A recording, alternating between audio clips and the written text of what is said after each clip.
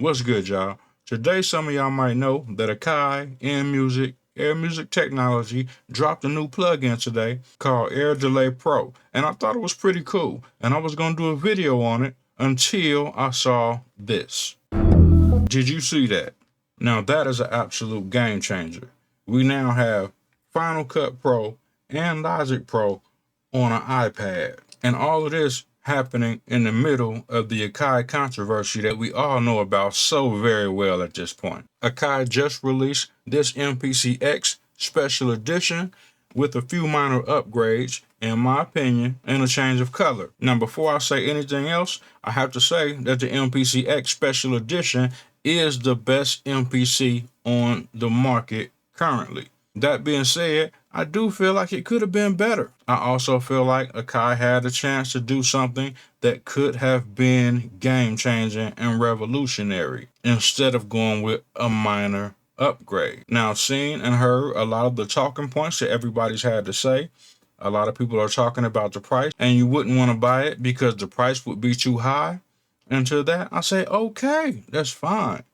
That's why we have an MPC-1. That's why you have an MPC Studio. That's why you have an MPC Live. If you don't want to pay top dollar for that high-tier device, get the entry-level devices. That's what they're there for. Now, for me, I'm a computer dude. I'm a gear junkie, and I'm a technology nerd. I mean, if we're talking computers, I've built computers in the past, and right now, the computer that I'm personally using for all of my YouTube videos, all of my music production, all of my video editing, it cost me about $13,000. It wasn't cheap at all because I went all out and got the top of the line computer that I knew would last me for a very, very long time. Now, that being said, in my opinion, Apple putting Final Cut and Logic Pro on this device is absolutely a game changer. They're giving you a full functioning DAW and a full functioning video editor without holding back anything. And if we talking price, the entry-level iPad Pro is $800. Logic Pro is $200. Final Cut Pro is $300.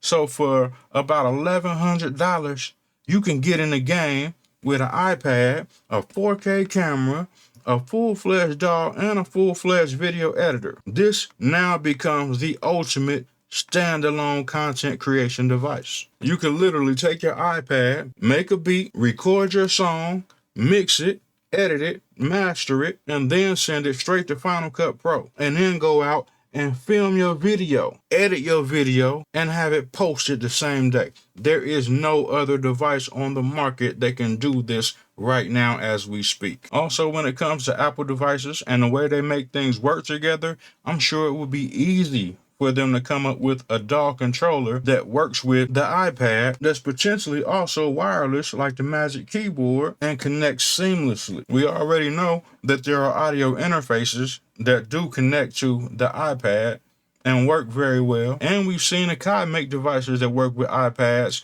and Apple phones in the IMC Pro Studio. Now, it wasn't very good. A lot of people didn't buy into it, but that's a strong possibility. If Apple or someone creates a capable controller for the iPad that works seamlessly, that you could just mount your iPad on top of and then use everything else to control your DAW, just as easy as connecting a keyboard folio, it will change the game. And you literally have a full production studio right here that can go anywhere. And for cheaper than the cost of an MPC Live 2, if you get the entry-level iPad Pro. Not only that, if you're someone who's already in the Apple ecosystem, I don't know this for sure, but it's a possibility that if you already own Final Cut or Logic, you might not even have to pay for it again to get it on the iPad because they've done that before in the past. All you have to do is look at some of their proprietary software that works on the iPad that comes built in. That's also on the Apple computer, like GarageBand as an example. Now, I've also seen a lot of people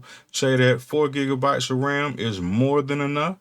I disagree with that. I do think we need more. More RAM allows you to be able to run more tracks.